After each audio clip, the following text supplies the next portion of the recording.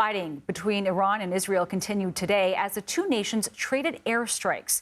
The current conflict has been brewing between Israel and Iran for decades, all the way back to the Iranian Revolution in 1979. But we wanted to explain how the last 5 years set the stage for this month's escalation. Between 2020 and 2021, Israel launched a series of attacks against Iran's nuclear program. That included blowing up a centrifuge production plant at the Natanz nuclear enrichment facility and killing a top Iranian nuclear scientist with a car bomb. 5 days after a blackout caused by an Israeli cyber attack at the Natanz site, Iran begins enriching uranium to 60%. That is according to a statement at the time by the head of Iran's nuclear program, which is about 30% away from weapons grade. Now, the 2015 Iran nuclear deal, which was between Iran and several other nations, including the U.S., had been crippled by America leaving in 2018, limiting Iran to enriching uranium at 3.67%, a level that could only be used for energy purposes.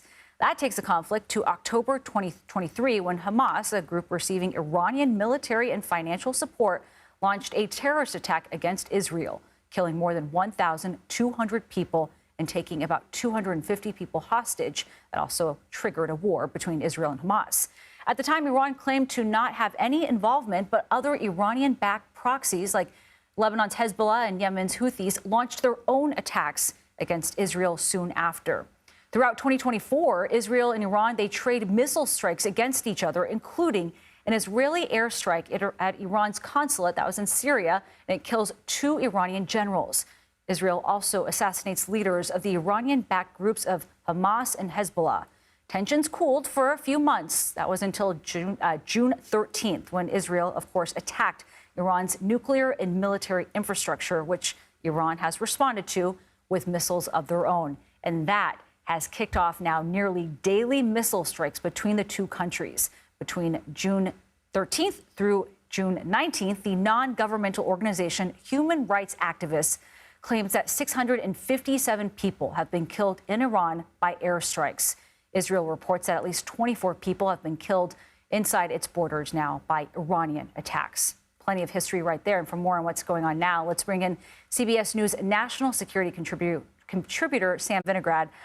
Sam, thank you very much for being with us as we break all this down. We are now more than a week into fighting. How would you describe where the conflict stands now? Angie, that was a great laydown of the history of Iran's nuclear program. Where things stand now is a really tit-for-tat barrage of military strikes between Iran and Israel daily, as you mentioned, while many world powers seek to find a diplomatic off-ramp for what really could turn into a global conflict. European leaders met with the Iranian foreign minister in Geneva on Friday. Prior to those negotiations, the Iranian foreign minister said Iran would not negotiate over its nuclear program. Following the discussions, he expressed more openness to finding a diplomatic off-ramp, all while the United States threatens to get more directly involved, which would really mean using a massive bunker buster bomb that only the U.S. has via B-2 bomber to take out Iran's underground nuclear facility at a site called Fordow. So the world is watching to see if the United States gets involved while there's an ongoing really military exchange of air power, and diplomacy is viewed as a potential off-ramp for the conflict. Yeah, a lot of hope hanging on that possible diplomacy. How much progress has there been on that diplomatic front to try and end the conflict before it escalates even further? Well, Nancy, I'll tell you, I worked on the early days of the Iran nuclear deal, an agreement that's known as the JCPOA, and it is often hard to tell by what's happening or said publicly how negotiations are going. I would imagine that a lot is happening behind the scenes. In the public statements coming out of negotiations on Friday, it did not look like there was a lot of progress in getting Iran to agree to give up its nuclear program and to give away any and all capability to enrich uranium, even for what Iran claims to be for civilian purposes. However, I would imagine that in addition to the more public-facing negotiations, there are also secret back channels, and we don't have insights into what's happening there, and that's where I would imagine the real meaty discussions are taking place. Of course, all this is happening as the clock is ticking. President Trump says he'll make a decision on striking Iran, whatever he does here with the nation, within 2 weeks. What does a 2-week waiting period mean for Israel?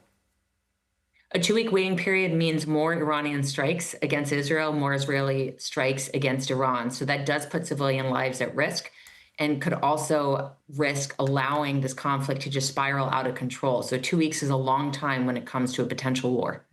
Sam Vinograd, we always appreciate you. Thank you very much for your time. Thanks, Nancy.